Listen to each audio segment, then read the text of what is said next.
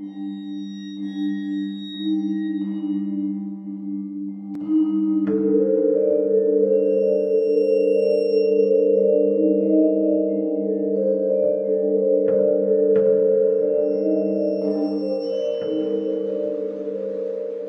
hello, and welcome to Al Dente Rigamortis. I'm Review Cultist. I'm Mikey. The E stands for evil. And we had another host here. Where is he? I'm over here. I'm kind of here, I guess. Get over here! Alright, fine. I'm just over here playing Killer Instinct. Jeez. Yeah, so we have the gamer in yellow with us. Because... Please get up in front. Oh, damn it. I thought we were over here to play. I'm gonna school you. So, yeah, we have the gamer in yellow with us, and because we're doing a one of those stories, most creepy and most pasta. Tonight we're doing CatherineIsCrying.com by Stephen Shorter. So go Google creepypastas if you want to know what there are. If you haven't listened to the show before, or go listen to one of our previous episodes. And yeah, we're doing CatherineIsCrying.com. It was actually suggested to us by the author, Stephen Shorter. We've done some other stories of his on the show before, Baggage, Snuff, The Luck. And basically, from the sounds of it, this is basically a first draft. Because he wrote it in like a couple of hours and then posted it on Reddit. And it's one of his more recent pieces, so... Well, like he thought it up in a couple hours? He thought it up, and the way it sounded when because I also, spoilers, I have an interview that I did with him after I read the story because I had questions. Mm. When I was talking to him about it, he said that he wrote it in, like basically thought it up and wrote it in a couple of hours and then posted it on the Reddit No Sleep forums. Damn. So, I guess that's why I'm not a writer and I'm a gamer instead. I can do that. Well, I mean, you're here tangentially because this does have to do with a video game or they with a web series, with a web-based game of sorts. So, kind of. Yeah. I mean, I have Killer Instinct ready to go. So when I'm not needed, I'll just be over here. Wow, this is a very clunky intro. But, so anyway, we'll get into the story. That we've been given. So you can check it out at Reddit No Sleep. It's all one word, Catherine is crying, --com. Question. Did they do that because if you put a website in, it gets blocked or something? No, it creates a hyperlink. Oh, okay. Yeah, it's the hyperlink, yeah. Well, I think it's commas, because then it would still look like it. Wouldn't it? Just putting it out there. Yeah, fair enough. We'll just dive into this one. So the narrator is posting the story of a web-based game / ritual after, and then kind of goes into like the story as like how he found it and whatnot. He starts by talking about a Let's Player WedgeF F7 who tried it out and fell off the wagon after posting a video of him checking it out. And then it started circulating around and got bigger in popularity as it got shared on Vine and also on Facebook. There were reaction videos where also the reaction videos on Vine were all the same. The Vinesters would check out the site and whisper of the phrase "kitty cat come out and play," and then like ghost notifications on devices and like lights and flickering and like kind of like weird kind of subtle paranormal stuff would kind of happen.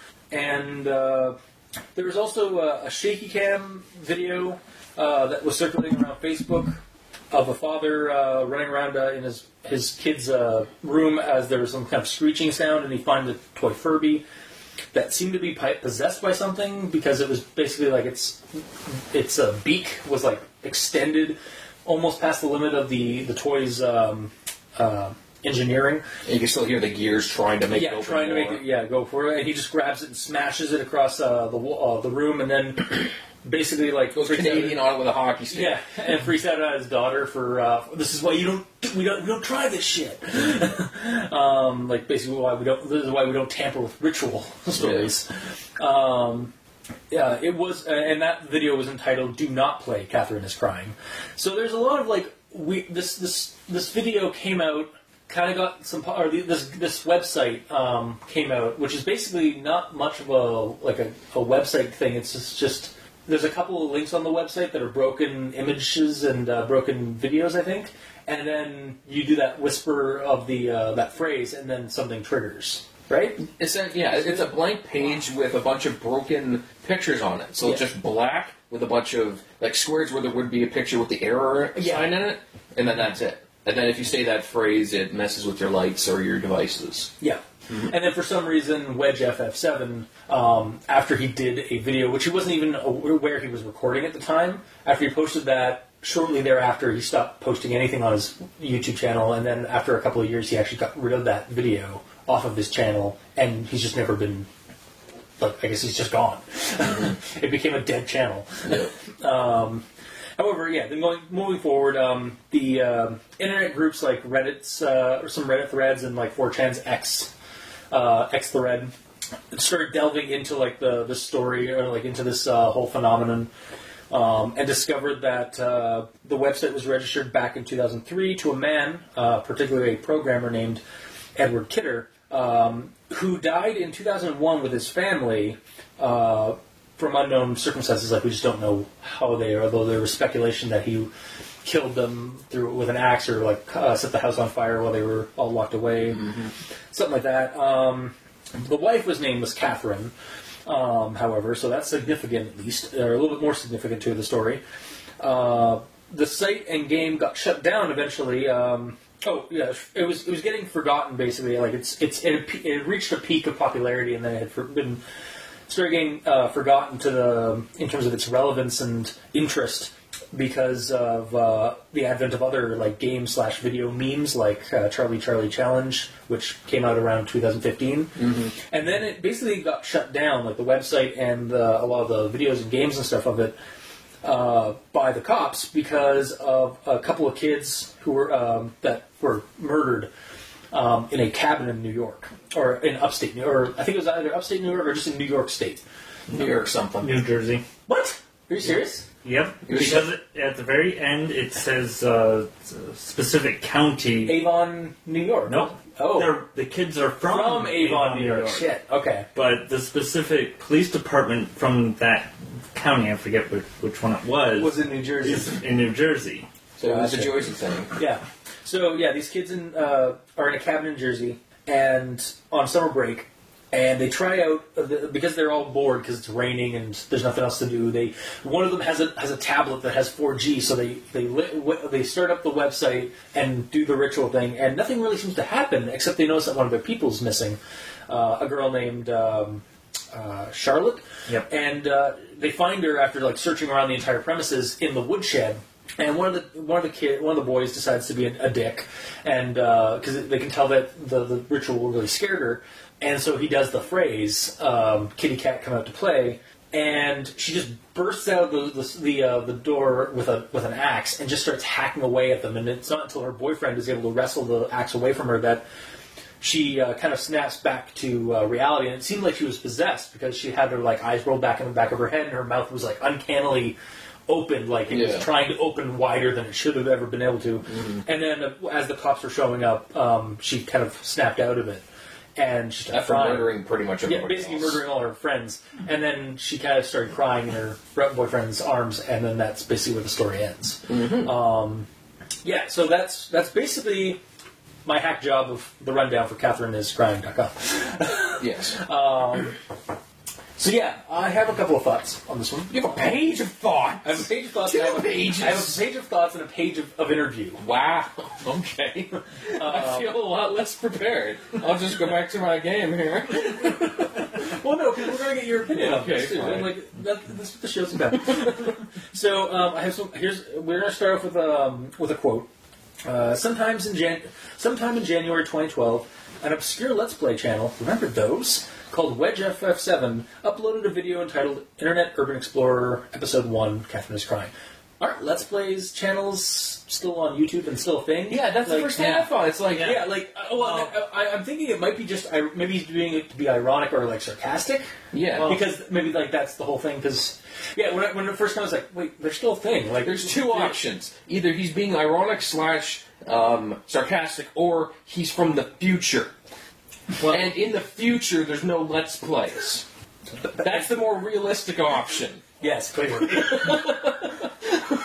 Or another option is that Twitch might have sort of taken over the Let's Play area with actual. I'm playing this now. Watch me play I don't it. know, like, because like I think it's more along the lines of the word, like it having a episode release saying "Let's play Penumbra," Yeah. episode blah. They don't really do that anymore. also a good game. Yeah, Sorry. but either way, Let's play Killer Instinct. But either way, like YouTubers don't really title it "Let's Play" anymore. They're just- They are Let's Players, Yeah. but they don't title it so people Yeah, know so that it was more of a novelty, like to call it like Let's Play. Yeah. Like, now it's content creators. Yeah, apparently a lot of them hate that word too. I'm sure. Well, yeah, But, I'm creating content. yeah. Well, I mean, with the whole thing that's been going on with YouTube, yeah, I can understand that. Yeah. Kind of that frustration. And yeah, here's another one. So, this is a quote. At one point, 10 seconds before the end of the recording, he coughs, and then realizing that his voice is being recorded, laughs awkwardly and mutters, the mic's turned itself on. Well, weird. Hello, world. So, wait, why... Yeah. So, the recording wasn't intentional? No, the video recording was intentional, but I guess he wanted to do it one of two ways. Either A, not have his Audio? voice on it at all and just show the website, or B, he was going to record it and then record himself over top of it after. Okay, that, In post. Yeah. All right. Yeah. See, you are helping because you're helping clarify things that I had problems with. in the story. Oh, I know. Anyway, yeah. What? Well, do you want me to pipe in with something Yeah, about the video? That's why you're here. You can sit Well- here if you want, but you're welcome. I mean, like we It's do either- usually like either like I do my thoughts and then he does his thoughts kind of thing, or we can jump in. Yeah. If you have the same sort of thought, jump in with your shit too. The thing with that video is that, for me anyway, is that it doesn't help with the continuity, because at no point does it say that he says, "Kitty cat, come out and play." Yeah, like Yeah, I don't know where that I came was from. actually kind of I was also That kind doesn't of come out Yeah. until the vines, and it's like, well, but the first instance doesn't have that. oh yeah I was also kind of like I was confused by that. Like there's a couple of instances in the story where I'm just like, why? What connection is this? Well, Like, I think what it is. It's the first instance where that website was recorded messing with technology around the use of the website. because the audio suddenly like the audio Because recorded all of a wrong. sudden his mic turned on. Yeah. Whereas in other instances, it might have flipped with the lights. It might have made your phone beep. But in his instance, it turned his mic on. Yeah. Yeah. Okay. Yeah, I was wondering about that too, like how that's connected to the rest of the story. But I just realized it now. Yeah, it is still kind of. I guess you could say that it's still like muddling. It just needs to be a little bit more clarified because it, or like, I don't know, maybe made a little bit more clear, like as to like how it's affecting, or like maybe introduced like him like doing Kitty Cat come out to play or something like that. Yeah. Well, again, that came in the Vine section. Yeah, We're but I not mean, even it there still yet. needs to be. It's still like a part of the ritual. Like it's Yeah. it's how the weird shit happens in the story. Oh, yeah, it's true. really Because he never said that. Yeah, the web based like the website itself isn't what's trigger. It needs a trigger in order to activate. All they had to do was on that website. After all the broken links, like if you scrolled, like if the There's some text if the that said- wedge guy scrolled down and it said "Kitty Cat come out and play," then if he physically said it Yeah. to himself, And then he the noticed. recording came on while he's continuing, then he realized, oh, that's on, Yeah, that would have because that'd be a trigger word. exactly, yeah. And here's another quote. In case you're unfamiliar, Vine was a short-lived video sharing site which limited the user to 6-second clips. Okay, so and that's in reference to like a couple of other things during that paragraph. Is that like he actually goes out of his way to explain some things that that were and I actually kind of like it because it basically makes the story like going forward. Yes. you can actually understand, like, it's not just like throwing out some slang that dates the story. Yeah, It actually doesn't turn it. It kind of almost makes it an artifact of a period of the internet culture. Yeah, because let's say 5 years in the future, someone reads this, they're like, "What the hell is that Vine?" Then they have to go research it. Yeah, whereas this time he actually explains it, and like I like that because he actually goes out of his way to tell you. Because again, Vine doesn't exist anymore; like it got shut down. Also, Let's Players. Also, call me out of touch. I didn't realize Vine wasn't a thing anymore. Yeah, no. It basically shut down the Twitter bought it, and then it shut down. Oh, It okay. closed because I figured YouTube would have bought it just to get rid of it. Twitter bought it because 6-second videos are perfect for posting on a Twitter feed. Yeah. But now they have another thing for it. But anyways, I like that because it gives this story kind of like it's not date. It properly dates the story. Like trying to formulate words for this. That's cool. Because he explains the story, like he explains things that don't exist anymore in internet culture, and it doesn't leave the reader like you said, 5 years down the road confused by what the hell Let's Play is or Vines are and stuff. Yeah. Like he actually explains them. So I like that about the story. It's actually it makes it a little bit more timeless, And it kind of changes the story from being literally just a story of what happened to a guy telling you about stuff that happened. Because if you and me were having a conversation about this and you were this high and you didn't know about about this stuff, I would be explaining what a Vine is to you while I'm telling you the story. Yeah. So it's kind of more a personal story. It's kind of like something slightly connected but off topic. I was at work the other day and I was explaining to somebody who's slightly younger than I am, like maybe by 7 years, had no idea what X-Files was. How dare and I had he to, slash but he's a horror fan. Like he's a huge horror buff and stuff. And so I was explaining to him so I had to actually sit down and explain to him what the X-Files was. So yeah, it's that kind of thing. That's basically what the story does. Is it sits you down for a brief second and let you know what this thing was. Yeah. So yeah, it's not going to get lost. The jargon and slang is not going to exist forever. We know that. It happened in the 90s, happens in the 80s, happens now. People aren't going to know what things are unless you explain to them, give them some context. Yeah, for sure. So here's another thing that's kind of Nazi, grammar Naziing. Oh, here we go. But it's helpful because, again, this is the first, basically kind of a first draft of the story. Yeah. There's a lot of connected words in this paragraph and beyond that, I don't think had to be, connected, pick up and sweeps aside. They just have a dash that connects the two words, but when you read them, that doesn't have to be that's two separate words. I think the first one that I read that popped out to me was something approaching something head on. Yeah. Or does one head on have it? I have that quote here. Restricted to a couple dozen videos total. Apparently came to a head in early 2015, but ahead is one word in this, and it should be a head. Is it supposed to be, though? I didn't look it up. I looked up on ahead means, I'm ahead of you, when it's one word. Yes, but that's not the correct use. But then coming to a head is a completely different word. Yeah. Is what he's going for, but it's a space head. Yeah. Is it actually spelled that way? Yes. Oh, but that's also how you describe someone's head. English is weird. Welcome to the English language. Yeah, basically. Also, the sweeps aside one in particular is when the father is our hero sweeps aside. Yes. And it's wait, that's not a word. That's not a singular word. That needs to be separate. I think that might just be maybe spell check was being weird or something like that when he was typing, or he was just typing too fast that he put in things like that. I don't know. Or maybe it's something that because again, he's from the UK, so maybe it's something like that. But yeah, when I looked up most of those words, they weren't supposed to have dashes in them. So, okay. At least as far as Google could help me with that. The only one for me that I had to think for a second was when it said later on when I was speaking about flitting. I didn't realize flitting was a word. I thought it was saying because it said the Charlie thing is easier to show in a video than flitting between a computer monitor and a phone recording. Yeah. I thought that was a typo of flipping between, but I actually looked it up, and flitting is quickly moving between one thing and another. Yeah. So I learned. This is educational, guys. Yay! Did you get that? My vocabulary is also shit, so. It's all those video games. Yeah, basically. I know Indocucan.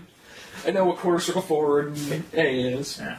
Well, I know that you can technically use dashes Yeah. to separate different things. Like, you have a sentence, and then you have a dash, and then you have something else in the sentence, then another dash, and then you continue with Oh, yeah, the sentence. But like You do it with for comps, that too. part, yeah, not for the word, not for these, But not like, for this. combining words together. Yeah.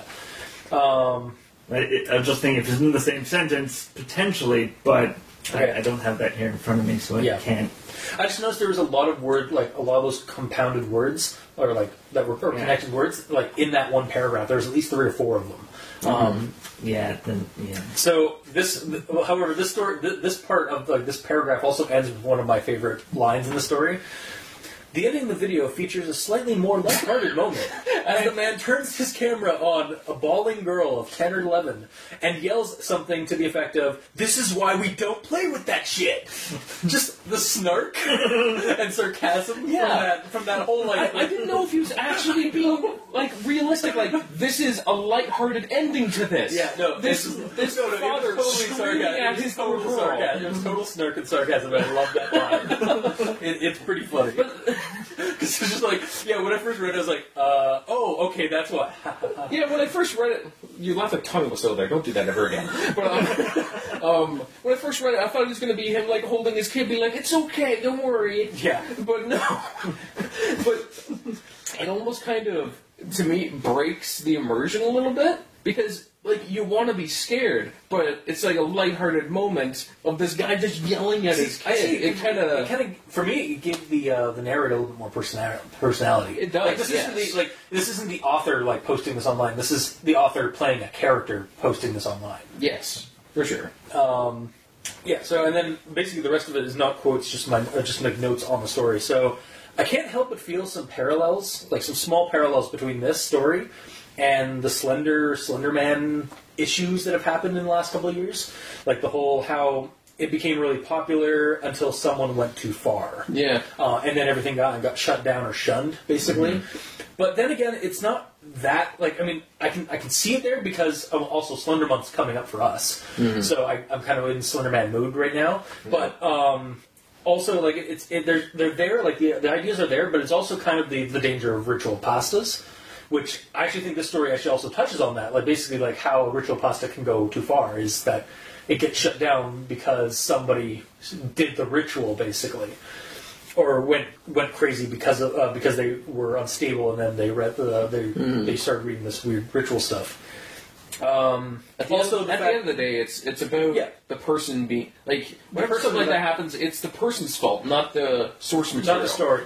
It's like last time I told you about what happened to the Noid from Domino's. Yeah, it's not the Noid's fault; it's the guy's fault who didn't understand. Yeah.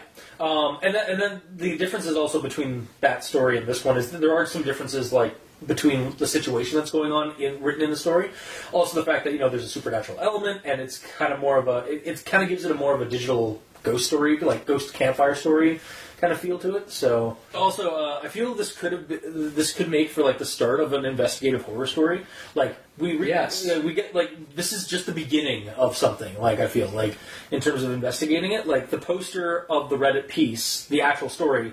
Like the narrator as a character is going down this rabbit hole and getting noticed by Catherine or the force behind the CatherineIsCrying.com. And kind of just, and then the story just goes on from there. Like basically him like trying to discover more about what's going on and what's affecting him now. Mm-hmm. Aside from that, though, it could also just serve as a simple, strange, and spooky story on its own, and just like leave it for the interpretation of the reader. Yeah, but also, I don't think you can continue it any further because the site's down. Well, the site's down, yeah, but I mean, like, there's people, they even mentioned in the story and some of the comments even, like, Wayback Machine, so that there's ways of, like, going back, trying to, like, look up the history of, like, Wedge FF7. What the hell happened to him? Because that's actually my next thing, is, like, what became of Wedge FF7, or this African-American dad and his daughter, and, like, why was the Furby possessed and not the daughter, like Charlotte was at the end of the story?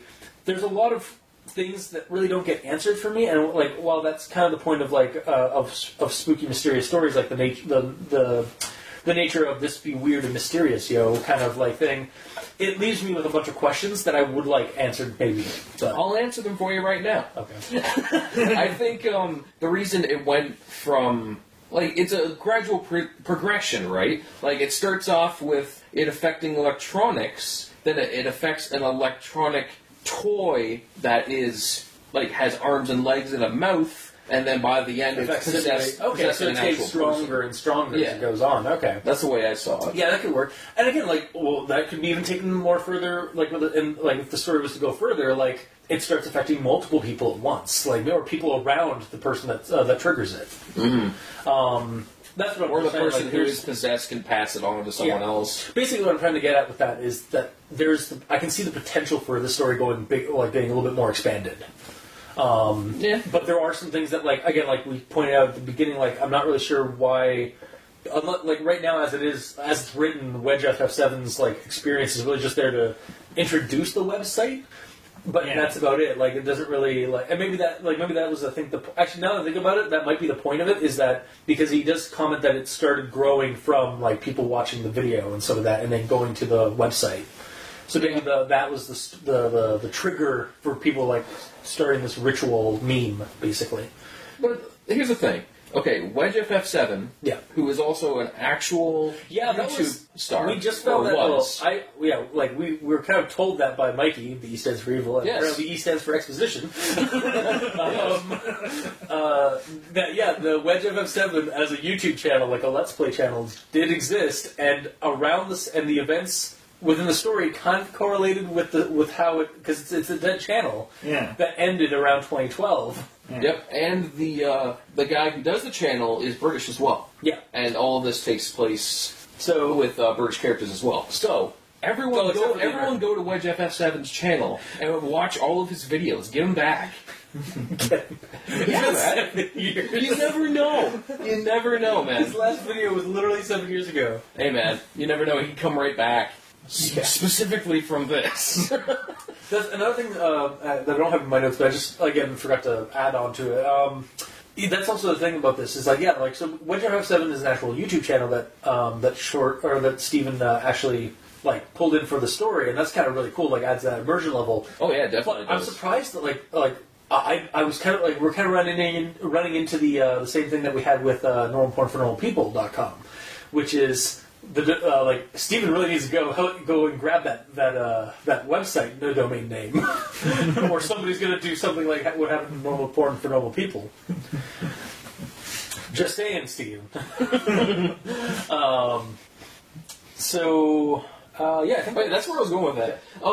So the YouTube guy that does Let's Plays, do people normally do Let's Plays of going on weird websites like that? Yeah, yeah. There's actually Matt from the Drunk the Ugly actually opened this to me, opened my eyes to this. There's a whole community on YouTube and stuff that are Let's Players for viruses and computer programs and stuff. Really? Yeah, no. Actually, you'd be interested in it because he actually explained to me some of the weird, crazy people. They basically sacrifice whole computers to record a virus destroying a computer. No way. No, I'm dead serious, man. We'll show it after the show. I'll show you some of the ones that he sent me links to. Wow. And yeah, they're basically this is how this virus works, and this is how this malware works, and this and I'm just it's man, Mikey D. Sinsfree would love this as a tech wizard. Oh yeah, definitely. But yeah, it was just there's apparently a community out there Let's Players for video games. But they're basically showing people how certain viruses work and certain other programs and stuff work on your computer. Mm-hmm. And it's basically Let's Plays except for non-games. Let's play a virus. Essentially what it is. Let's get sick. Yeah, pretty much. Huh. Let's get down with the sickness. Damn right. So otherwise, I have a couple other things in my notes, but basically it's just the interview plus some information about the Charlie challenge, which I was not aware of until I looked it up. Yeah, me too.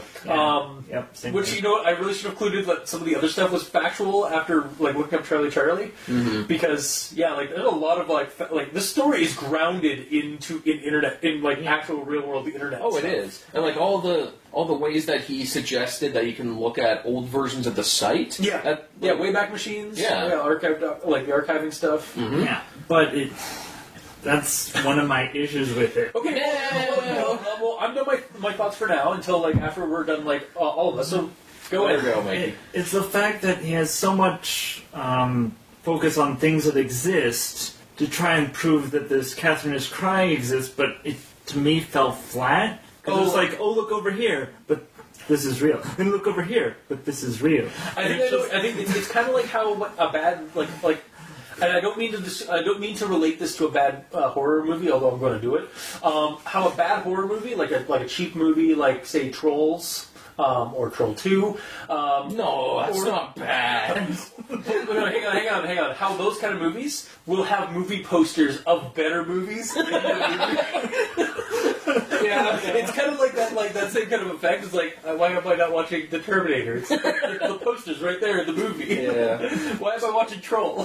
So essentially you're saying, like, because there's a lot of distractions of real world. They're warranted distractions because he's putting them in to try to justify the actual thing, but you're saying that there's too many? Well...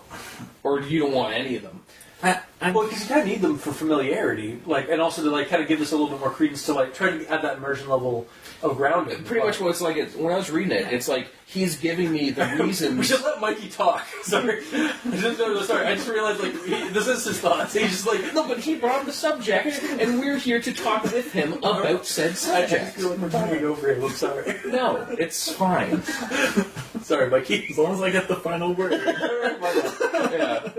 On your thoughts, Yeah, so, and saying that it's to sort of bring in the familiarity, like the Charlie Challenge. Yeah. None of us here knew about it. No.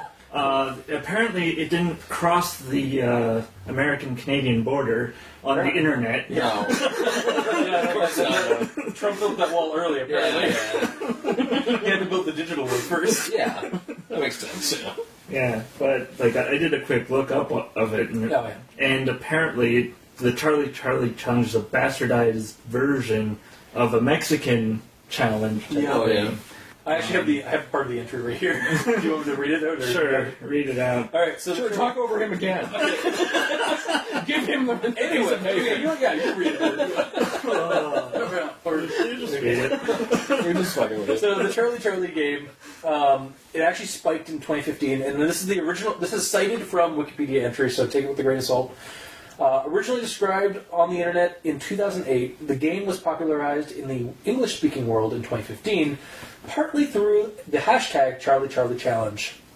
On 29 April 2015, an alarmist tabloid television newscast about the game being played in Hato Mayor province of the Dominican Republic was uploaded to YouTube, and the unintentional humor in the report led to the game trending on Twitter, crossing the language barrier to be played around the world.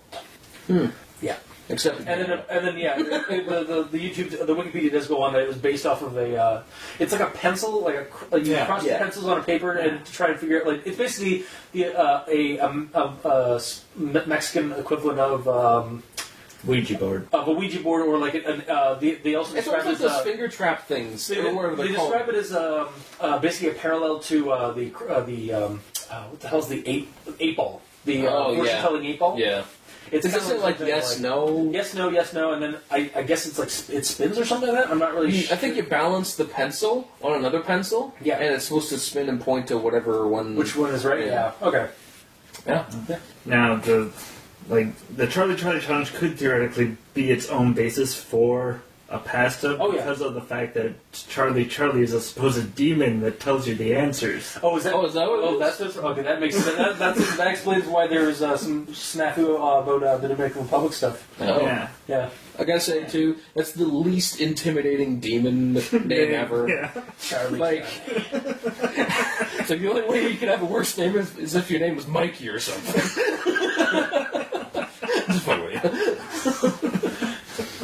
Hey man, he'll shoot stars all over you. Oh, I'm sure he will. He'll deflect them with a katana. There's a reason why the E stands for evil. I suppose, yeah. That intimidation factor.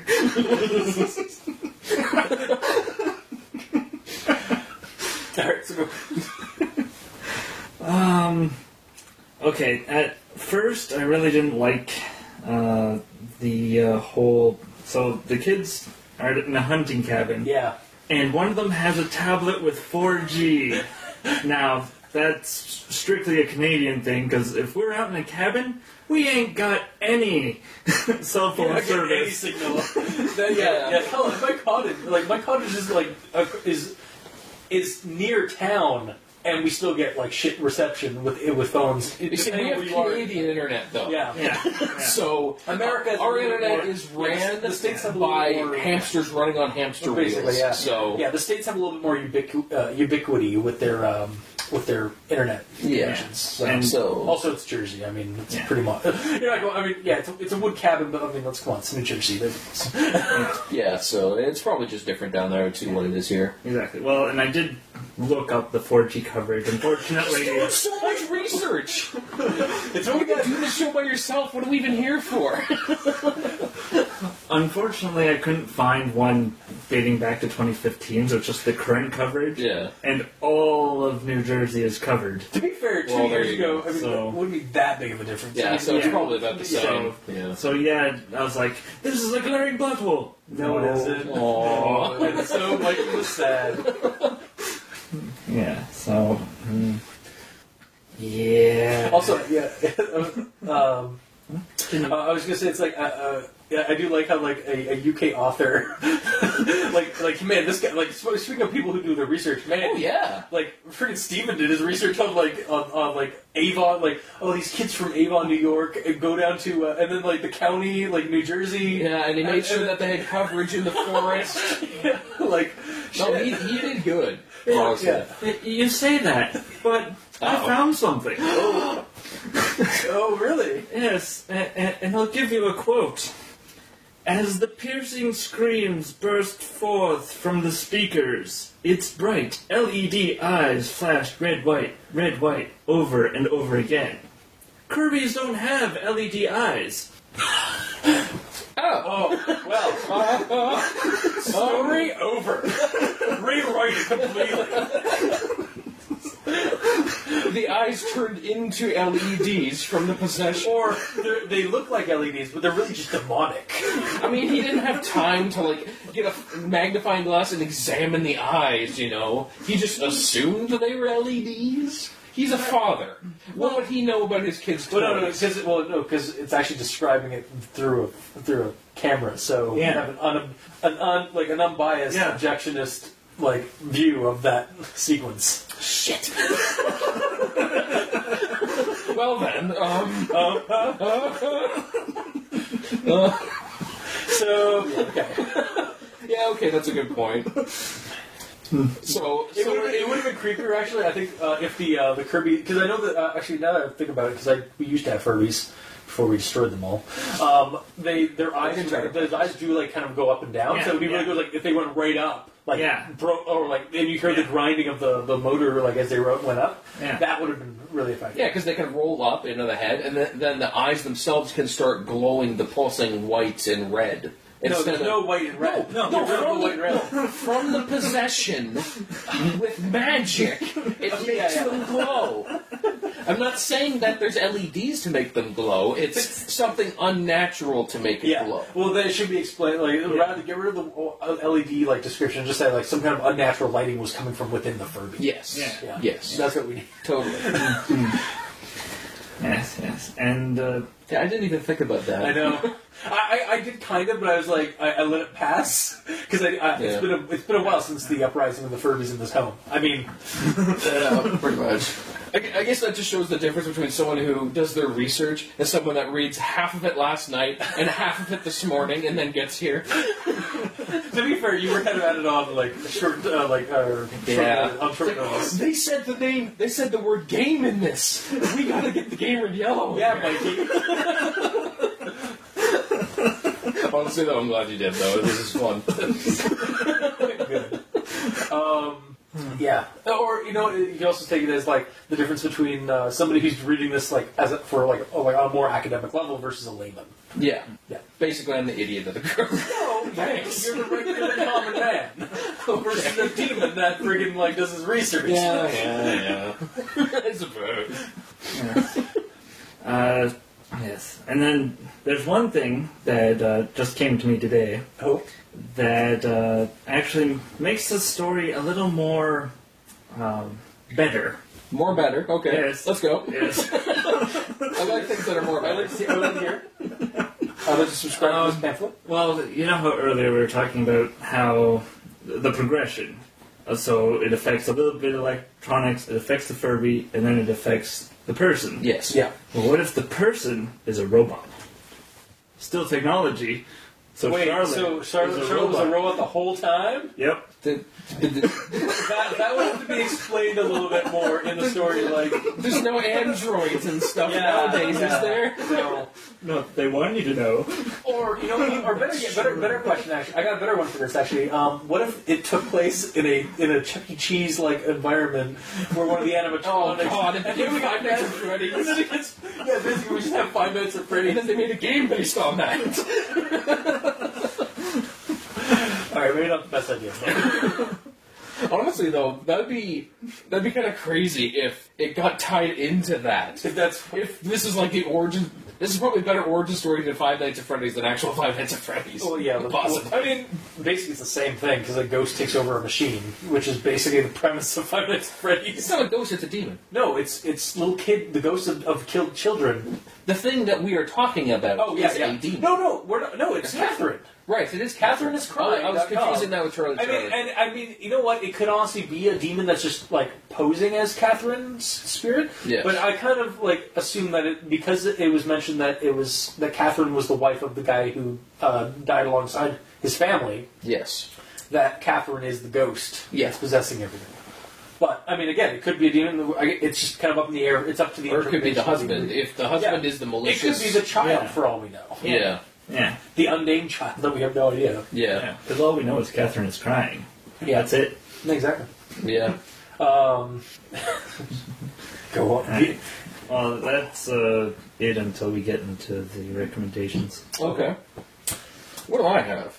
So, Gabriel, anything else to add on? Well, starting from the very beginning, have you guys heard the name Catherine spelt like that? Yep. It's huge. I've never seen it before. I looked it up. Obviously, people do have it spelled like that, but it's like 10 letters long. Yeah. And it's the same syllable as to pull a random name. David, it's just David, Catherine, but it's like 10 letters long. Yeah. How do people have names that long that are said so quickly?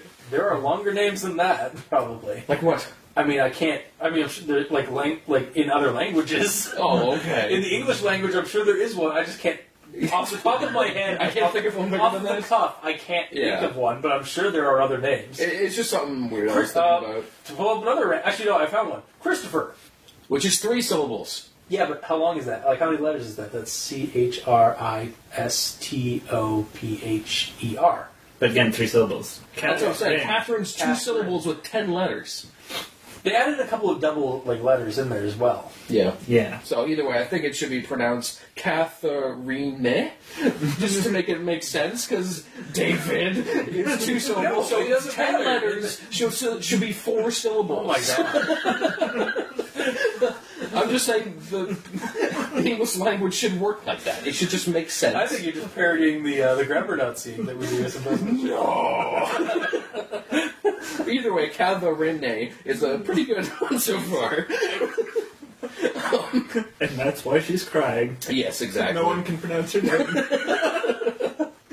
Okay, where am I? Let's see, what have we talked about?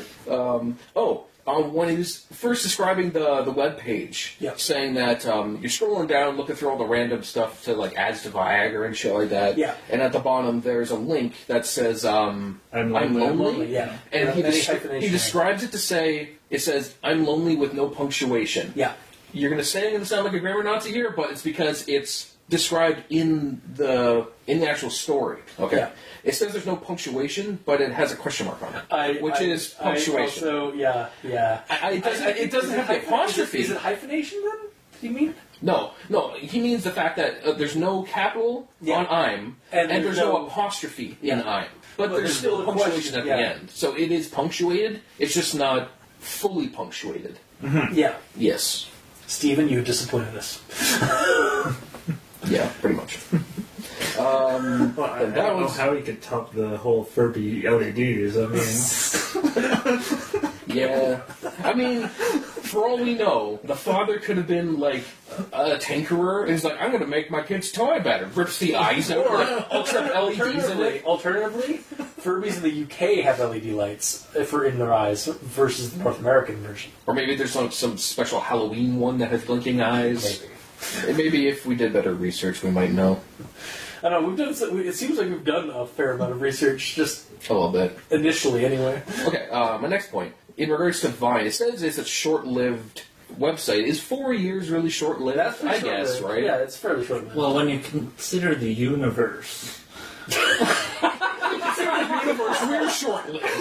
Yeah, exactly. So that's like, Vine is like nothing. That's like a blink. In terms of human history, like we've only been on this planet for 10,000 years. That's like nothing.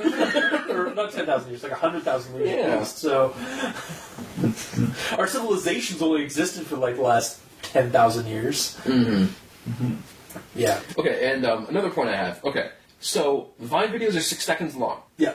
I want you to think about, is it possible to have a Vine video where you are clicking on the website, scrolling through the website, saying Kitty Cat is coming, or what is it? Well, Kitty Cat no, is come out and no. play. come out and play, and then show the effects of Yeah. lights blinking in 6 seconds? Can you do that? okay, the one guy's video wasn't a Vine video.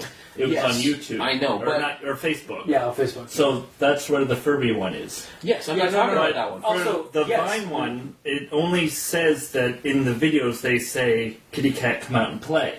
And then weird stuff started happening, and they're like, and yeah, so it like Kitty Cat come out and play. Takes like 3 seconds to say, Yeah. and then Yeah. It- But then you have it- 3 seconds to do everything else. Also, I just thought, like, the way I was reading it, I thought it said Well- that it showed them clicking the site, then No. saying it, then looking around. It's more or less you have to assume that's what they did like before Yeah. the story, Yeah, before the 'cause- Vine. Because yeah, there isn't a whole lot of time to do no, it. there really isn't. No. But that was what Vine. That was what Vine was all about. Was basically just 6-second reactionary videos and like meme stuff. Yeah. But yeah, So, going back to the whole Kitty Cat come out and play, that is not said anywhere until the Vine section, Yeah, right? yeah. And it wasn't really explained anywhere. it's basically No, where it came from. it was basically just like, oh, this is part of the meme, the Vine meme, or like the Vine meme and stuff like that. Like So- out of this. As it is in the story right now, is it left to It's kind of assume? disconnected. Is Yeah. it left to assume that just some Vine guy came up with that as something creepy to say, and then it caught on? That's what it sounds like, but I feel like it should have been like something like that should have been brought up in the first video, like in Yeah. Wedge FF7. In Wedge's video? Yeah. To give it the ground, to connect it more with the rest of the story, because Yeah. otherwise it is just kind of a random like meme, like it's basically like Bloody Mary, Yeah, Mary. Like, exactly. it's like that kind of trigger. Yeah, but there needs to be an origin to the trigger. Well, exactly, Yeah, exactly. And then, yeah. but in this one, it's kind of just happenstance. It's in the Yeah. story. Yeah. So it should probably be like It's one of in my Wedge's questions. video. It's one of the questions I want answered in, So- in a redo of the story. Basically, what we're saying is you don't need technology. You could just have Kitty Cat come out and play. Well, you also need the website because the website's what triggers it, or the website is the trigger, or is what But you the need to trigger. website's never really worked. Yeah, but because it's a creepy like It's like right now we could say Kitty Cat come out and play and nothing messes up. But It's if not- we went on the website, it's that messed up website and said it, that is like activating a password. So what you are Exactly, now yeah. enabling It's kinda like the a haunted- ghost. It's like a supernatural password basically to activate the website's power or whatever. It's like going to a dilapidated home, like house or building, like abandoned building that's reputedly to be like haunted, and then you go in and you're supposed to say a certain word, or like I got a perfect example in Niagara on the Lake. There's a tunnel that where a woman died near or something like that, Yeah. or like an accident or a fire or something like that, and she basically ran out of her home on fire that was on fire as well. And she ran into this tunnel and burned alive and died in the tunnel. Yeah. And so now anybody who goes into this tunnel in like a certain point at night where she was supposedly have died, and say a certain word while holding a candle, she will appear, blow out the candle, and then you have a couple of days before you die yourself. Oh, fantastic! Yeah. Or- It's a ghost story in that it's the same kind of premise as this. It's basically you go to the website where all these, it's basically a dilapidated website or like haunted like or creepy like abandoned website that if you say this word, the ghost from on the website triggers. Or it's just like going to a mirror and saying Biggie Smalls, Biggie Smalls, God Biggie damn, Smalls. South Park. And then Biggie Smalls shows up and shoots you in the face. You know? to give us a contemporary of Bloody Mary. Yeah. Yes, exactly. Yeah. Okay. Yeah, so yeah, that's Yes. basically what we're... But what I would like is some, like, there's rough connections to everything where the people who died, the kidders, Yeah. they made the website, but what is connecting the website to the supernaturalness? Yeah. Like, did The one fact of that them... they died That's and then the they, for issue some with reason, the technology. website was created or registered and created 3 years after their deaths for some reason. 2 years. Or 2 years after their deaths. So it's like there needs to be, again, like we need a little bit more, like, there needs to be a little more, like, investigation going on. Yeah. To that Well, part. like you said, it's almost like this is the first part. Yeah. So, like, it could be something like, what was the husband? What was he? His name was... No, what did he do? He was a programmer, like an out-of-work programmer and a Cambridge student. Okay, so, for example, he could have been in the middle of making a web page, and something happened where he got murdered. So his soul was transferred into that web page. Yeah. I actually... So when you go on that web page, his soul, pissed off, can mess with whoever's on that web I page. do actually have something that will connect to that when I relay the interview I had with Stephen Shorter. Okay. Because, yeah, it sounded like he was going to tie this to another story he was starting to write, and then he kind of scrapped the idea, but I think it should actually continue. But anyways... Also, as an aside, you mentioned that he wrote this, like, in a couple of hours? That's what he said, yeah. Honestly, for a couple hours work, this is really good. Just putting that out there right now. Your Furby twitches, I understand, but in my opinion, I can't do this in 2 hours. So I have respect for the man. You maybe don't, but we'll let you sit there in pain. I understand where both of you guys are going, because, like, again, like, yeah, a couple of hours is good. Like, it's pretty awesome for, like, coming up with the story, and I know why he posted online to share it to get and also to get some criticism, like to get some critique on it, because he's obviously going to refine it. At least I hope so. Refine the story. But yeah, there are some glaring issues with the story as it is. But that's like, the because amount it of is research- but the fact that it is a first draft and it has this much information. Yeah, and this there are much some- actual factual research. Yeah. And he went out and found a YouTube channel to grab and use. Yeah, to I'm still prime wondering reality. if he's like a friend or like He might be, or a maybe guy, or he is wedge over. He might be. I don't know. Like it's curious. Like I said, it's applied back on my Twitter on Twitter. So Yeah. yeah. So it's okay, okay, Mikey? okay, Mikey. Did that just like send you reeling? Me saying that you hate it that bad? We'll get to that. We will. We'll get to his hate later. Yeah, we still have to finish. I have one more thing to mention. Well, two more things. One thing's really small. When he starts with in regards to the Facebook video. Yeah. When he's I just thought it was kind of funny how when he's describing the user as an African American gentleman. Yeah. He specifically it's like the most PC way to say it. Yep. What else are you gonna? What is he gonna say? African American dad guy. Fair enough, Dude, Well, bro. I mean, the general thing might be again like how he did early, like at the last bit of that paragraph where he's like, oh, now for a light, we switch it up with a lighthearted thing, Yeah. and then he's like, this is why we don't touch this shit. Yeah, like, he's, like tries to be snarky. And Yeah, stuff the like that. lighthearted Yeah. thing, the remember Let's Plays, African American gentleman. I think it's just part of the personality. It's part of the personality of the narrator. Yeah, he's being a little jokey with it. Yeah, for sure. But my last actual thing to criticize is in the same video. There's a muffled scream that's coming from the cupboard, Yeah. the wardrobe, right? Yeah. And then he opens the wardrobe, There's and a toy chest. then he looks over to the toy chest and opens the toy chest. A toy chest. I'm thinking toy chest as in Toy Story, like literally a big can see chest. that. How does that fit in a wardrobe? We got a big wardrobe. Like a walk-in closet? Either that, either that, or again, because it might be an English dialect thing, but I think because wardrobe also is a closet, and like for us, like apartment closet, like closets and stuff like that are more like a separate small room inside of a room. I was thinking like a dresser with No. It was. No. I think what it is it's actually a closet, but it's because of the dialect he used the word wardrobe. It says dresser in it, though. I'm pretty sure. Does he? It says wardrobe and dresser. Like, it says wardrobe, and then he goes up to it and he says he opens the dresser. Or Well, something. maybe it's some kind of dialect thing, or Yeah, it might just be that. just a choice of words that us damn Commonwealth folk don't really take too kindly to. I don't know. We're not American. Why are you putting on a thick, heavily... I can't do a Canadian one. Oh, really? You're doing one right now. I can't do a stereotypical Canadian. You are one. Sorry. Okay, that's all I have to say. All right. Well, do you want me to do the? Because I did do an interview with him. Yeah. Basically, immediately after I read the story, I was like, I went on Twitter because I know he's on there, and I was like, I have questions. Is that all you sent him? I have questions. It's like, can you answer some questions? Like, can I have an interview with you? Because I have some questions about this. And he's like, yeah, shoot. And then I had basically three main questions, and it was regarding what inspired the story, and then his reaction to the comments. Because the comments on this one were kind of interesting. Because the Reddit, was posted on Reddit No Sleep, and the commenters kind of took it as an ARG, like an augmented reality game. Yeah. And they're like, "Where is this website? I can't find it." It's like, "Oh, we checked out the Wayback Machine." Or it's like, "This should really be on Reddit ARG, not No Sleep." It's because he puts in so many ways to explain. And it's not really an ARG story. Like it's treated kind of like that, but it's more or less a story that's kind of like a tribute to that.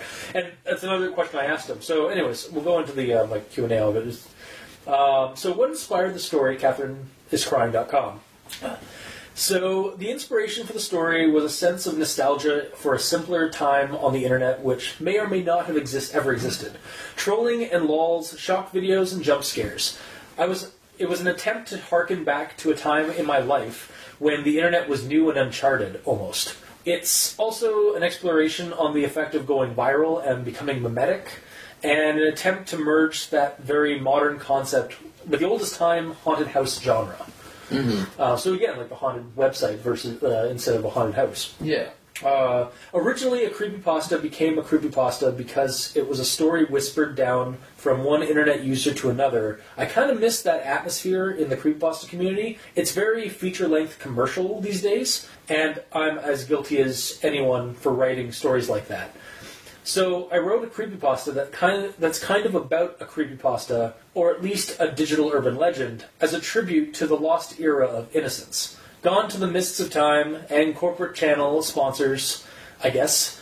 It's not brilliant, but for a few hours' work, I quite like it for the atmosphere, and I enjoyed playing with form. You okay, Keep going. Mikey? You're having a hard time here. There's something you need to say. Well, when he's going on about a simpler era of internet, Well, no, I kind of understand the what he's saying. innocence, and then I just think, well, the internet took off because of the porn industry, Okay, yeah, so it never was innocent. no, okay, I get what he's talking about though, because like it kind of happened with the show with Al Dente. Like I started the show because I wanted a discussion on these campfire stories, these creepy little stories that I read and like get like spooky like feelings for and stuff, and like fondness for. And then, but as we've been going for like the last 3 years, we've kind of slowly become more of a critical, like academic, like reading literary, like basically a literary book club. But like we do criticism of the stories and like treat them more like on a higher tier than just campfire stories. And that's exactly what he was saying in that answer. That most of them are written out like it's written from a novel. Yeah, like nowadays it's and like I kind of notice like nowadays like with the creepypasta readers on YouTube and stuff like that who have Patreons and like sometimes sponsors for their channels, they kind of treat it more like a business or more like a corporate thing. Well, where it used to be just like a shared where it used to be just a community of people that would share creepy stories that they wrote. Yeah. He keeps going. So The murder mentioned briefly in that story is a reference to another story I wrote, but never uploaded, about a computer programmer who is musing on a friend and classmate of his from college who obsessed over a Dwarf Fortress-style game he was developing at college in the 90s. The friend continues to work on this shitty ASCII game well into the 2000s, even as his professional life fell apart. And he failed to keep up with changing computer technology. The man killed his family out of a manic desire to preserve everything the way it was. So again, it's based off of the whole the murder of the family and stuff. It was basically like the Kidder family is basically this other story that he hasn't gotten around to wanting to upload yet or post yet. So are you spoiling the sequel? No, I mean I asked him if I could quote all this online too. He's So. spoiling the prequel. Yeah, basically, yeah. Well, yeah, but in the sequel, it might go back in the past. Yeah. So it's episode 1. God. It's a sequel prequel. It's a pre-sequel. And then one final bit of trivia. I can't remember what you guys thought about Kill Switch, but I loved the mistake. From that laugh. I got trouble when he read that. I was like, oh yeah, because I also mentioned I mentioned when he said that, it's like, yeah, I think we all had varying degrees of what we liked about it or what we saw in it. Mm-hmm. But but I love the mystery behind the whole collection of stories. Very atmospheric and melancholy. So the titular Catherine is a nod to Kill Switch's author, Catherine M. Vallant. Oh. And then I went on with another. Is it spelled the 4-syllable way too? Yeah. Oh. Okay. So that's the first question I asked him, and that's what I got from for asking that question about what. That's what you get for asking questions. That's your punishment. Didn't mean it that way. I know. I'm just joking. So this is my. I asked him this other question right after this is kind of a follow up. It's like, what do you think about the comments of the Reddit thread? They seem to have taken it as an ARG. I think the ARG-like environment of Reddit certainly helped to color the plot elements regarding the internet forum users hunting for the truth. I'm not a very good writer, and to be honest, part of the idea behind creepypasta is that they're shared. I can't stand behind every fucking reader and whisper, hey, you're interpreting it wrong. I can only create an atmosphere, tell a story, and hope people take something from it. I feel like I had successes with Catherine is Crying, so that's a thing, I guess. Yeah. And the thing, us reading it, we all had different takes on different parts of it. Yeah. You know. And again, it harkens back to the whole shit, his thing on the creepypasta as a genre, as a writing format on the internet is a shared thing because of the nature of the internet. Mm-hmm. And it's just kind of But in your opinion, for creepypastas, do you think that they should be fully explained? Every detail explained in the story, or do you think there should be things that are left unexplained? Honestly, no, there shouldn't be. There should be. There's. Depends. It is situational. For example, the deaths of the Kidders and their connection to Catherine's crime. I actually am kind of fine with what we got because, he says, the deaths were never, the cause of death was never out there, but there was tons of speculation, wild speculation, because of the nature of the internet or the forum threads. Mm-hmm. People were thinking they were outlandish, the guy killed his family with an axe. And then again, because he also he does these it could have been this or it could have been that.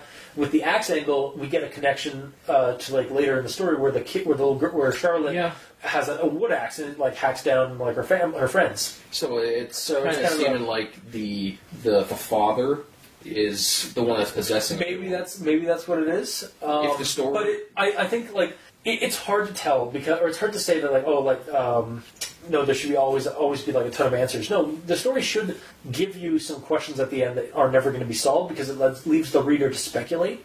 And it puts people in situations like this where you're talking to your friends about it. Exactly. Whereas if everything's explained, it's did you like the story? Yeah. Okay, cool.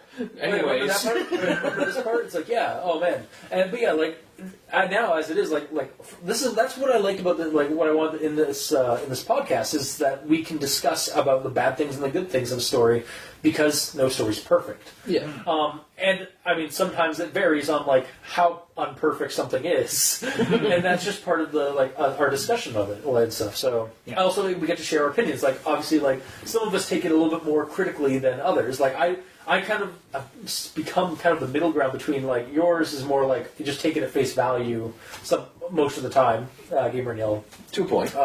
But like you'll read a story, it's like, oh, that was a fun story, and then like I used to be kind of like more like that. Mm-hmm. However, as I've done this show, I've kind of evolved a little bit as a reader of these stories and stuff, like that, and that's how the show and that's how the show's evolved, and that's kind of how Creepypasta. That's what he was saying with I think with.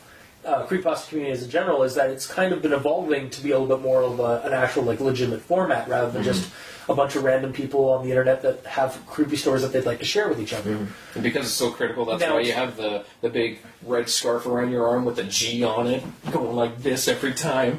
No, You're not a grammar Nazi, no? I'm only a grammar like because it's like part of like to help like that part of the show is also to help out like with glaring issues that like just to help English better or wow great job help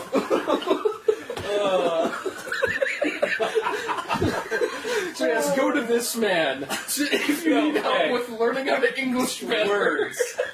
We do that on the show. Oh, God. You guys You keep with your going with your thought. No, I'm going to go over here. I'm going to give you guys a second. You keep going.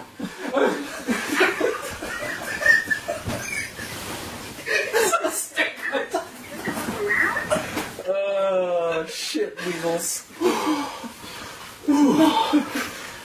Okay. Sorry, before that brain fart of a performance there. I'm okay. To get what I was meant across, like we do that on the show.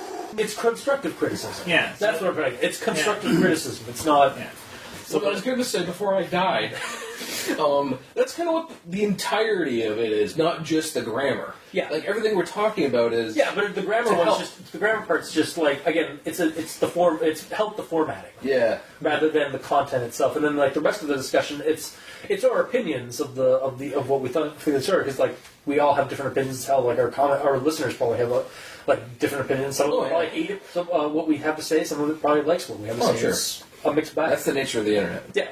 So, but yeah, what I was just trying to get across was just that, like, yeah, it seems like this story does kind of try to harken back to, like, the fact, to, like, a simpler time before we started taking things so critically and just, like, be a creepy ghost story or haunted house ghost story on the internet. Yeah. Still reeling a bit from that, sir. It's pretty bad, yeah. Just some comic gold. So yeah, that was the interview. I had a couple of other things that I had, but they were for another story that we're going to be doing a couple of weeks down the road. Okay. So I'll save that for that, listeners. Yeah, that's basically it. I guess we're going down to recommendations at this point. Yeah, so recommendations. This is a hard one because I didn't actually have planned if I was going to recommend it or not. Because as it's written, like, there are some cool things about it I like, but there's a lot of work to be done in this story for me. Like, I would like... Well, how about this? If you're confused or you're not done with your thoughts on it, why don't you pass it on to Mikey here and see what he thinks. Yeah. His recommendation, and we'll come back around to you. All right, so yeah, I'll actually pass it on to Mikey, the East End for you. Yes. I'd like to mention that I hate the review cultist. Okay. Well, so does everyone, but anyways. As I've stated before on this show, I don't like when technology and paranormal mix. No. That's too bad. So, It's a thing that it's a technology and magic? Yes. Technology and paranormal? No. Why? He does what we discovered this. He likes cybernetic fantasy stuff. Like he likes magic and science working together. He doesn't like magic science working together with a horror element. He doesn't like this. He doesn't like the helplessness that comes from technology being tampered with by something supernatural. Because as a tech guy, as somebody who has made a career out of being a tech, your IT guy. He doesn't he likes things to be fixed or fixable. Well, and when there's something paranormal that's fucking around with technology, it's hard to make it fixable. But if it's something magical fucking around with technology, it doesn't make it fixable either. but you're fine with that, No. right? Magic makes technology work better. Until it doesn't. Yeah, but And technology is going to break on its own anyway. And, I mean, sometimes you have an issue where you go and you literally, this one time, there was an issue that I had to deal with, and I did the same thing over and over and over again, and until eventually I got a pop-up that said, "Oh, this is what's wrong. Do you want it to go ahead?" And it's like, "Yes, I want it to fix itself." And then it did. But Yeah. so he likes the magic of that. Basically, the way I've kind of seen it, like from you describing it, you don't like it's again, you don't like the helplessness of horror, that horror element when like technology fails because of something supernatural, because it can be fixed. Like logic, the logic kind of goes out the window because it's supernatural. I personally and that's an opinion. Like that's like that, if you don't like that, you don't like that. I'm not going to change your mind. Mm-hmm. Personally, I love when technology gets fucked around with by the supernatural, because I like that. I like that horror element of being helpless with your technology, because half the time with normal technology, when it's an error with normal technology, I can't understand what's going on, so it might as well just be magic to me. Yeah, because right now, if we didn't have technology, we would be, like, for example, if you're in your house and the power goes out, you're like, what do I do now? Yeah, Most exactly. people, at least. Yeah. Because we rely nowadays so much on technology. Yeah, or it's so a story or movie or game or whatever that takes technology away from you because of the influence it helps to isolate your mind, even, or like isolate you away from something familiar, and that's kind of the point of horror, is to try and make you feel that thrill of uncomfortableness. And it's really just like the cyber horror that like we get, like when something's fucking around with the internet or with digital and technological means. Mm-hmm. It's just the next step in the evolution of horror, because there's an example I remember hearing. It's like the reason why a lot of horror used to be set in like the wilderness, like in campgrounds and stuff like that, is because it separated you from the safety of civilization. Yeah, and that's basically what technological horror like this does. Is it makes something that's fun and familiar, like YouTube and like a website and stuff like that, and pulls in some of the old like ways of like telling a horror story, and just kind of updates it basically. Yeah, we get that new patch basically into the cybernetic world. And again, it's not for everybody, like we've explained on the show multiple times. But yeah, like it's just a matter of personal opinion. So would you say that any creepypasta is for anyone? Like anyone can enjoy it? No, I mean, and that's not everyone has different opinions. Exactly, yeah, and that's why also why we're not doing the show solo. I don't do the show solo, is because I would probably my opinion would probably be that like recommendation for a lot of these stories. That's not the opinion of everybody. Yeah, as the show has explained for 3 years so far. But yeah, so anyways, going back to your recommendation. Mm-hmm. After we steamrolled him out of it again. Sorry. So, and another thing that, continuing on with the technology side, is that there was, in my opinion, too much technology, or references to multiple things that didn't really add. Like, referencing the Charlie Charlie challenge. Mm-hmm. To me, it came off as, oh, remember this, how it was popular? And then when people were doing it, well, that's how popular this was. And it's like, well, that didn't really work. I have a counter for it, but I don't want to interrupt you anymore than I have. So listen. Okay, well, to talk like each other about this. So again, I kind of want to I contradict you, because the way I see it, at least, like my opinion on that being added in the story, is that it helps you have a jumping off point of something familiar. Like, I mean, sure, I didn't know what Charlie Charlie was, but I could assume that it was something similar to what I'm reading. So it helps me add on. And then when I found out, it's like this meme that happened in 2015. It's like, oh, okay.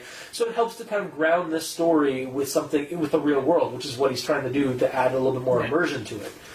Because you can't, it is so hard to have out of context content and stuff like that. Like when you try to come up with an original story or original thing in a story, you need to convey that to make it interesting for the reader.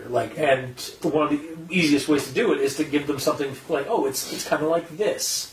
That's something that you might be familiar with. Yeah. Well, the key issue, for me anyway, is that having so much technology referencing, was it website, Vine, YouTube channels. YouTube, Facebook, the forum on 4chan, essentially. Yeah, the X thread, which is So basically, you got you got tech glut, basically. And Plus the time machine stuff in regards to looking up the. Wayback Machine. Yeah. You're thinking of a literal time machine. I thought you were bringing back like, oh, it's from the future. No. Earlier. Yeah, no. Well, that's true as well. like, it just seemed like there was it was coming out from too many angles, from my point of view. Okay. When it could have been a much simpler, Like a more direct, more approach. streamlined story. And I feel that we sort of get that in the last 20 to 25% of the story when it goes on about the teens at the camp, and this is where the stuff actually happens. Yeah, it was interesting. And then Well, it has to build up to it, right? yeah, but there could have been the build-up could have been a lot better. You're saying like the build up instead of all the different YouTube and The different Twitch and stuff. It would be better to have a build up that's the of thing. like explaining things, like in regards to the ghosts and stuff. As a counterpoint to that, like that's kind of the nature of a meme. Like that's like it goes across different like platforms, like Facebook, YouTube, Twitter, like all social media. Like and maybe he could have like downsized the examples he gave to just kind of being more broad of like, oh, like it went across a bunch of different like social media like platforms and stuff like that over the course of like 2012 to 2013 to 2015 or whatever. Yeah.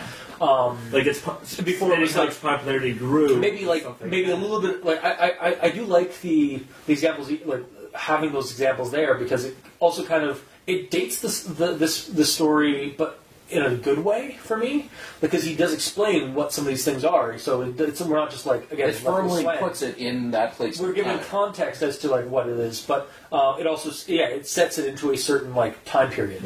But yeah, I can also see like having a more generalized like less is more examples. Like maybe have one or two. Like the Vine thing would keep the Vine thing, I think, or maybe use that as the singular example of social media that it was affecting. But then just say that it went across multiple social medias. Yeah, and having a better continuity, like we've explained, the whole kitty cat. Yeah, Well, no, yeah, that wasn't I in the think first could definitely video. be like, yeah, because Yeah, it that does needed kind to of be in the first yeah, video. because it does just kind of appear and like for reasons. Yeah, Yeah, But back to all the different social media things, I personally didn't have a problem with it because the way I viewed it is it's almost like an investigator trying to solve a murder where this person, like, you try to find out who this person is, so there's this that's connected to that, that's connected to that. I'm seeing it like the wall with the ribbons between it, you know? the crime board. Yeah, that's It's kind of how I view it. It's also kind of like, and that's probably why like the ARG, like the fans on the Reddit thread went like crazy with it, because like those comments went down for at least a page or two. But also yeah. because he mentioned all that, it also like stroked that off the list of what people can do in an ARG situation to look up the thing, because there's no point in doing it if it's already explained in the story that it's been done. Yeah, but there was also like parts in the story that were like left out. Like we don't know who killed the E-Kidders or sorry, the Kidders. Also, that last name, I was just like, that's got to be a pun or a joke or something, like an in joke of some kind on the authors. Yeah. Catherine's not crying. I'm a kidder. Wow. But Which means she actually is correct.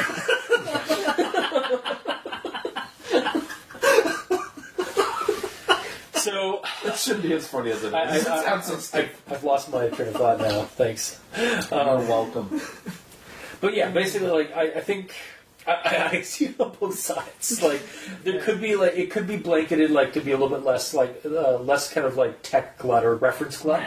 But I could also I also don't mind having those references there. So yeah, It might be one of those situations where, like, if there was less, you would be asking for more. yeah, exactly. And if there was more, you'd be asking for less. yeah, you got to find the right medium, and that it's hard to find that right amount. It's because different, like we talked about before, different people like different things. Yeah. So someone who wants it more simple isn't going to like it. Someone who likes it more complicated will like it that way. Yeah. So you can't please everyone. Yeah. And going back to your comment about how horror films and such were more focused in camping. Well, this story has camping, Yes. and technically it And could have been a ghost story at a camp, Yeah. which It is. It is, technically. technically with the last 20 to 25% of the story is that, and I enjoyed that portion. But But like, except for the whole, so for me, like if you could slim down the technology and Do you, put okay, it here, back I got to a question then regarding that. thing. Do you like the idea of having the tablet be like the reason, like the haunted trigger object? No. the website stuff. You want what I'm getting out of this is that you want it just to be a more traditional, like Yeah. they're in the woods, there's a cabin thing, and Well, there's then they're something already in the woods. and there's something mundane there, like not technology that's fucking Yeah. with them. That's the difference, and like that is an old way of like that is a not a wrong way of doing of wanting to like that story, like that story's been done to death is the problem, and this is supposed to be like an update to that story. Let me that say this, narrative. Let me say this, Mikey. What if this story wasn't? This isn't the whole story. What if this was chapter 1? The end of this is kind of where it starts, and then the woman who got possessed. Yeah, she shook it off, but she still has the possession. It's still like in her. Yeah. So then I a don't year, think that- a month yeah. down the road, it comes out again, and then it starts spreading. Yeah. You know, would you like that better? Well, As long as it didn't have technology, which is what I'm getting at. What I'm getting off of this opinion. Well, it's because I'm putting it out as the ghost was in the website, Yeah. and then because this is the first occurrence of it possessing a person, it literally left Jumped the website, the and internet, yeah. directly possessed the woman. Yeah. well, the key thing for me was that, like, I like the last part of it. Yes. That in itself could have been more fleshed out and be a story all on its own, because you're in a camp, you have ghost story, you have people being possessed, bam. Yeah. It's a story in its own, and you have, in my opinion, all the clutter before it that, like, yes, you have some progression with the slight bits of technology, and then the Furby. Furby, and then progressing to the person. Yeah. But it progresses to the person through a tablet, Yeah. which Well, it doesn't matter if it's a tablet or if they had a laptop there or if they had a desktop there. The thing is, it fucks with things through the website, and they access the website on the tablet in this specific scenario. It didn't have to be a tablet, it's just, in this situation, it was through a tablet that the possession happened. I think what Mikey's getting at is it could be any. It doesn't have to be an internet thing. It could be or like an internet-based thing. But that's the root of the story. I know, and that's Whereas what the I like Santa about it. See, what you don't like about it is what I really like about it. So, like, that's we're gonna have to come to an impasse. You're gonna have to agree to We're gonna have to disagree. come, yeah. Because like we've never agreed like on when it comes to technology being screwed around with by supernatural entities, we've never agreed on like why I like it versus why you like it or why you don't like it. So yeah. I understand that you just don't like technology being screwed around with by evil spirits or like magic and stuff like that, or by dark magic. I still get aneurysms whenever I think that you still like supernatural, like magic being used in unity with technology, because that can go so wrong too. But okay, It's essentially You know, like it's he kind of would like like to be able to Will shoot like Sendokukins out of his phone, Yeah. but he doesn't want magic affecting his phone, so he can't text He him. doesn't want to be able to like yeah, he has that technology, but he also doesn't want his like sanity being ripped out of him to harness that power. Yeah. It's honestly it's the same. You would reason. rather have your sanity ripped Hang on, out. okay. It's the way I see it. Like in terms of our opinion, again, it's just it's a difference of opinion. It's the same reason why one of our friends, when it comes to like me running Cthulhu games or like horror games, he doesn't like the supernatural element, like the evils, like the supernatural element being the horror aspect of it. He likes horror being done through humans because that's more terrifying to him. Because it's Right. it's something grounded in something that he understands. Like he knows that humans are capable of dark, twisted shit. When it comes to when something like mystical or cosmic, like a Cthulhu or whatever's behind it, he's not scared of it because it's not real. Or is it? That's his opinion. I don't share that really. I mean, I too am terrified of the mind of humans when it comes to like scary shit like that. But I would also like to have a supernatural reasoning for the horror as well. So yeah. And in this regard, I like the different like thought processes of like, yeah, we have this old school like cabin in the woods, something triggers, somebody gets possessed by some object, but it's an update. Like it's a different angle on it. I like the different angles. I like the creativity that has been brought in with the prospect of technology being put into the world of horror. So. But again, it's not for everyone. So, sorry. This recommendation section has basically just continued on. It has mutated into continued discussion. That's fine. No, it is. It's just, yeah. So, back to recommendations. We do need to stop the show eventually. No, we're keeping this going. Do it live. So to finish my recommendation, I'm not recommending it. Okay. Oh, that flatly. That's just to move on to someone else. Yeah. No, it wasn't your cup of tea. Yeah. Like I say, the last portion where they're at a camp, and it could technically at that point have been a ghost story instead of the tablet. But if you replace ghost story with tablet and then read that section, it's pretty interesting. Like I like that portion of it. That's the story portion of it. To you, that is, and that's fine. Like, So. So, would you like it? We were talking about this. Would you like we've literally spent like 20 minutes like discussing it. We get. I think we've hammered down that like we're not going to change. We don't. And we're not trying to change your mind. No. Like I'm you like just what trying you to like, whatever. Like I like what I like. So you like what you like. Yes. and like I said earlier in the episode, I might like it better if it turned out that Charlotte was an android or something like that, because technology affecting technology. But you don't like when it crosses. Okay, you're okay. I'm done. Does he not like? Okay. All right, recommendations. Continue. We're staying on this train of thought. Recommendations. Yeah. Gamer in Yellow. Hi. I like a lot of it, but I'm kind of agreeing with both of you a little bit because I like aspects of it, but I don't like aspects of it. I like the complexity of it bringing in different elements to explain how it could be grounded in reality with the immersion helping. But I'm also with you, Mikey. The end was really nice, but I kind of wish it wasn't the end. Yeah. Like, in my opinion, it would be cool if at the end she started killing everybody, and then instead of the cops coming in and snapping her out of it, she ran out. And she was gone. It disappeared. And then basically, like, we're trying to find Charlotte now. Yeah, then it goes on to chapter 2 of the boyfriend calling some friends up or something, or calling the cops, and needing to go track her down because she ran out. Like a search party and some of that. This could be the start of a story instead of an entire story. Yeah. That's kind of how I felt about it. Like, this felt like this could have kept going a little bit more, and it kind of just, it does also kind of just end. Like, he's asking the character narrator is asking Reddit if they've heard about this weird website and the story and stuff like that, and then goes into the history of it that he knows of, and then we get this ghost story that we get this like reference then he ends it with basically it all came to a head and closed down at the end of the story where with the kids in the cabin and like the whole thing, and then it ends with the last scene of that story, but there's no like conclusion from the narrator as to like what's going to go happen next. It just kind of tries to end on a zinger where like Charlotte is crying. Yes. Basically, like Catherine is crying.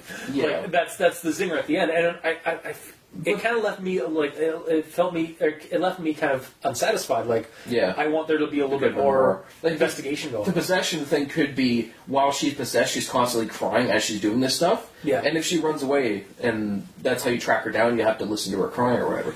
But one thing I just thought of that would be kind of interesting. Instead of having it in America when this incident happened, if it happened in the UK, where the Kidder family was murdered, like where it all started. Yeah. Maybe this cabin they went to is nearby. So when they access it, it was more powerful, which allowed him to jump into that new person. And then she murdered everybody and went to run to the cabin. Yeah. And then that's where the characters go and find more answers as to why things happened. Yeah.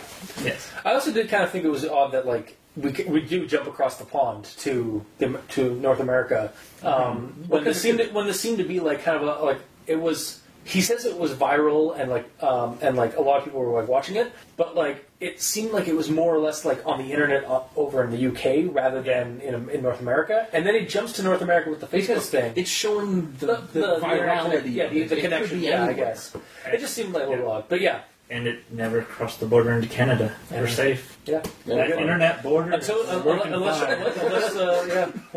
Yeah, so far so good. our shitty signal bandwidth and all that is saving us from the horror of we can't process that internet ghosts. Yeah, it's just like yeah, that's us. It just gets ripped apart in that frequency. But anyway, yeah. So your recommendations for the story then? That's my recommendation. So you're up in the air. Okay. I like it, but I don't want it to end. So as it is right now, you I'll say this. recommend it? I'll recommend that he keeps writing. Okay. I'll loosely not recommend to read it until there's more. Honestly, that's kind of what I'm going with as well, because like this is a first draft. We all wanted more of the end. But I was fine with basically. Like I'm fine with I think there should be some like refining of the first part of it. But there's still more that could be going. So as it is, as it is now, I can't really recommend it. But I would like Stephen Shorter to keep writing the story or like to refine the story. But that's my recommendations. Honestly, I liked all the history. No, I do too. That's what I want. It's just there needs to be more after. I also just think it could be like the history stuff could be refined a little bit, like in terms of like just edited and stuff. Yeah. Without going into thinking of this like a book, this should be chapter 1. Yeah. The origin up to when shit went down. Yeah, like and now we read that part of the story where like now that we've got the context on what's going on, now we can get into like what happens on a personal level to this to a character. Yeah. That's basically where the recommendations go. Then I guess there's a lot of ways you can do this. He can make another account and respond to this with part 2. I'm sure, or he's one of the police officers. Yeah, and something happened, and he's or like I'm Charlotte's boyfriend or something like that. Yeah, like they could go with that. But yeah, that's our recommendations. I guess is that keep writing this story. I'll say it's good. I like it. There just needs to be more. Yeah. All right. It's not a complete works right now. It feels like it's a trailer. Yeah. But then again, it was recommended to us, and it was a first draft to begin with. Yeah. So. And again, even though it broke you, Mikey, I still think a couple hours work, he did a good job. He did a lot of research. It came together pretty good. When you think of that, only a couple of hours of work, like that's a lot of like good like work there. It's just it's not refined, it's not edited, it's raw content. All right, so that's our recommendations of that. That's our opinions as a whole on this entire story. So, if you like what you heard, if you didn't, leave us a comment in the comment section below where this gets posted, whether it be on Kiwi6, Facebook, YouTube, Tumblr. We're on, Mikey and I are on Twitter at, Mikey is on the E stands for evil, and I'm at Review Cultist. Are you on Twitter? No. I think I made a Twitter account to get like a skin in League of Legends or something. Well, no, it was in Smite. It was in Smite. Okay, well, but I don't use it. I don't remember what it is. Yeah, so I don't do you have anywhere that you'd like people to contact you if that's the case? If someone wants to contact me, you can contact or me. Play with you on Xbox. Yeah, you can play with me on Xbox at the Gamer in Yellow. No W at the end because they won't give me enough letters. But you're not bitter. No, not at all. You can also leave us a rating or a review on iTunes. Every little bit helps. Let us know how we're doing. You can also send us emails at aldenterigamortis@gmail.com. That's aldenterigamortis@gmail.com, where you can leave us suggestions for other creepypastas. If you're somebody who reads one and you want us to discuss it, or if you're an author and you'd like us to discuss your creepypasta, just be forewarned, we are sometimes very critical. And also silly. Well, that's kind of both of those are the point. Yeah, critically silly. Critically silly. That's a good tagline. Oh my god, that's an amazing tagline. That might have to go under. Most critical, most silly. Yeah, there you go. Only took 3 years. Otherwise you can check out the title cards for each episode on crazonstudios.tumblr.com or the YouTube channel with the video version of each episode. And if you'd like to support the show, go to Patreon and look up Al Dente Rigor Mortis, and you can check out. We have several different types of backing tiers. And we usually have behind-the-scenes content like sketches of the title cards or extra episodes, special episodes that for the patrons, as well as early access for episodes. So, until next time, I have been your host, Review Cultist. I'm Mikey. The E stands for evil. And I'm the Gamer in Yellow. And this has been Al Dente Rigor Mortis. Sleep well.